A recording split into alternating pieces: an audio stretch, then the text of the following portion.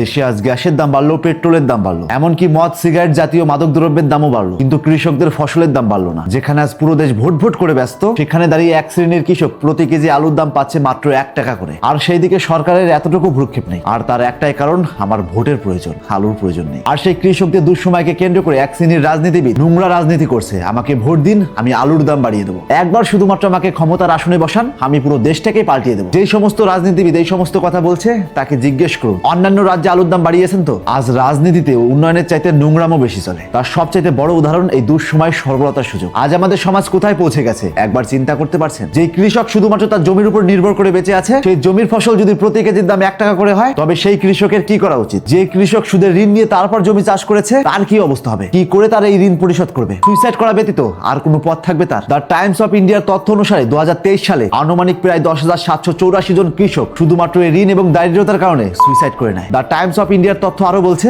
যে টমেটোর 20 কিলোর দাম ছিল 1000 টাকা, আজ সেই টমেটো 20 কিলোর দাম মাত্র 80 টাকা। যে পেঁয়াজ পার কুইন্টাল 1800 টাকা ছিল, আজ সেই পেঁয়াজের দাম পার কুইন্টাল মাত্র 800 টাকা। যে গমের দাম ছিল প্রায় 2600 টাকা, আজ সেই গমের দামই মাত্র 2100 টাকা। কৃষকদের ফসলের বাজার দর যদি আজ এই অবস্থা হয়, একটা সময় কৃষকেরা ভিক্ষা করে খাবে, তবু জমি চাষ করবে না। আজ গ্যাসের দাম বেড়ে যায়, সমগ্র ভারতবাসী আওয়াজ তুলছেন বা আন্দোলন করছেন। আর ঠিক অন্যদিকে রীতিমতো কৃষকেরা তার ফসলের দাম পাচ্ছে না, তার জন্য না তুলছে কেউ আওয়াজ, না করছে কোনো প্রতিবাদ। আজ সরকার কৃষকদের জন্য কৃষক বন্ধু প্রকল্প চালু করেছে। সেই প্রকল্পের টাকা আসলে কি সত্যিকারের কৃষকেরা পায়, নাকি তারা পায় যারা অলরেডি 20 বিঘা জমির মালিক? এই প্রকল্পের টাকা সত্যিকার অর্থে সেই সমস্ত কৃষকদের পাওয়া উচিত ছিল যারা ওই জমিতে দিনমজুরি করে ফসল ফলায়। যারা সত্যিকারের কৃষক, তাদেরকে যদি ওই প্রকল্প না দেওয়া হয়, তবে আমার মনে হয় ওই প্রকল্পের নাম কৃষক বন্ধু না রেখে জমিদার বন্ধু রাখলে ভালো হতো। কারণ ওই প্রকল্প যার যত বেশি জমি, সেই তত বেশি করে পাচ্ছে। আর যারা সত্যিকারের কৃষক, তাদের জন্য কিচ্ছু নেই। তারা জমি চাষ করার জন্য বিন্দু মাত্র উৎসাহ পায় না। তারা কোন উৎসে জমি চাষ করবে? কারণ সরকার তো এদের প্রতি এতটুকু ভ্রুক্ষেপ দিচ্ছে না। বর্তমান সময় দাঁড়িয়ে যেখানে আমেরিকা, ইউরোপ, কানাডা, জাপান এবং চীনের মতো দেশগুলো কৃষকদের জন্য $1 মিলিয়ন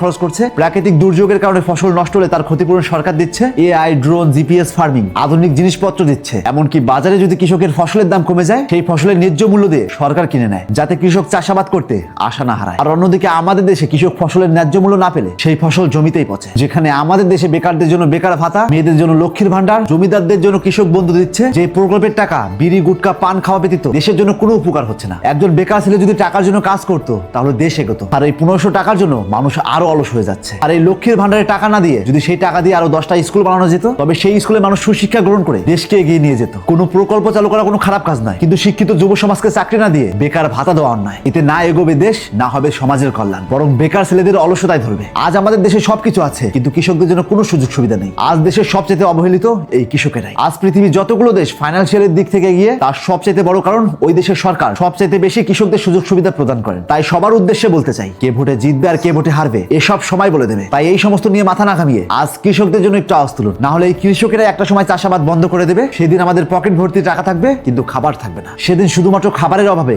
আমরা ছটফট করে মরবো। কারণ খাবার চিবিয়ে খাওয়া যায়, টাকা খাওয়া যায় না। তাই ভিডিওটি প্রচুর পরিমাণে শেয়ার করুন, যাতে উচ্চ মহলে পৌঁছায়। তাই আজ থেকে চোখ খুলুন, আর এরকম ইন্টারেস্টিং ভিডিও প্রতিনিয়ত পাওয়ার জন্য তাপস এক্সপ্লোরার পেজটিতে ফলো দিয়ে রাখুন।